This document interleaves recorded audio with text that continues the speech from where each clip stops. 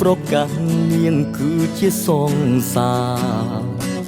ហើយក៏មិនអោយអ្នកណាប៉ះពាល់ជីវ៉ាក្រៅពីខ្ញុំបានទេរឿងនេះខ្ញុំមិនមែនលលេហើយក៏មិនមែនឈិនសមដែរ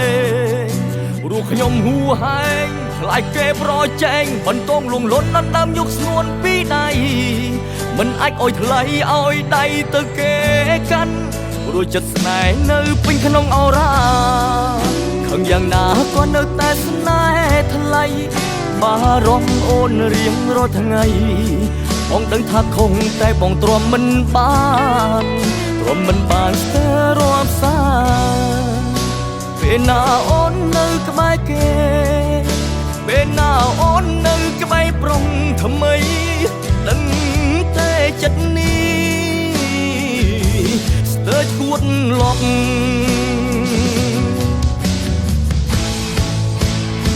សូមឈប់បានទេ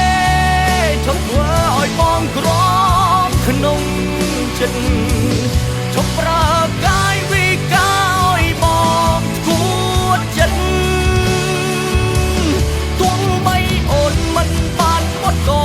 ដោយតែបងសូមផ្ដាំទៅមានស្ទួនឲ្យហើយប្រអាចស្និទ្ធត្រើនត្រើយគឺមានតែរូបបងម្នាក់គត់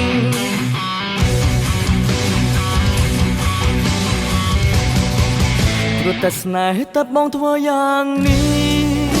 សូមអូនមេត្តាបងឈរវីដល់ព្រមស្មងស្នេហ៍គ្មានពីរបីចំពោះស្រីប្រគល់ទាំងជីវិតយល់ចិត្តបងខ្លះផងជីវ៉ាម្ដេចអូនបែកខឹងនឹងបងប្រកាន់នឹងបងធ្វើអ្វីថ្លៃធ្វើឲ្យចិត្តបងរត់ឈួតលប់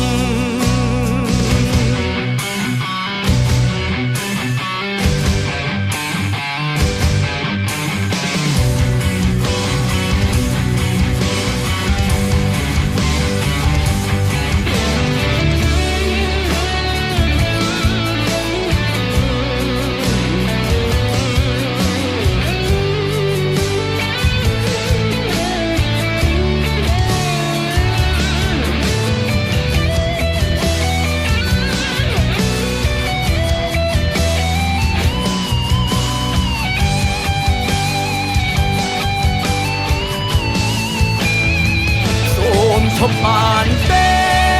ឈប់ធ្វើឲ្យបងក្រំក្នុងចិត្តឈប់ប្រើកាយវិការឲ្យបងឈួតចិត្តទោះបីអូនមិនបានមកក៏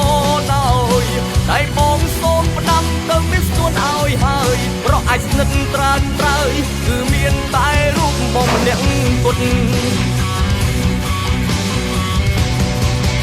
ព្រោះតែស្នេហ៍តែបងធ្វើយ៉ាងនេះសូមអូនមេត្តាបងឈរវីដល់ព្រមស្មងស្នេហ៍គ្មានពីរបីចំពោះស្រីប្រគល់ទាំងជីវិតយល់ចិត្តបងខ្លះផងជីវ៉ា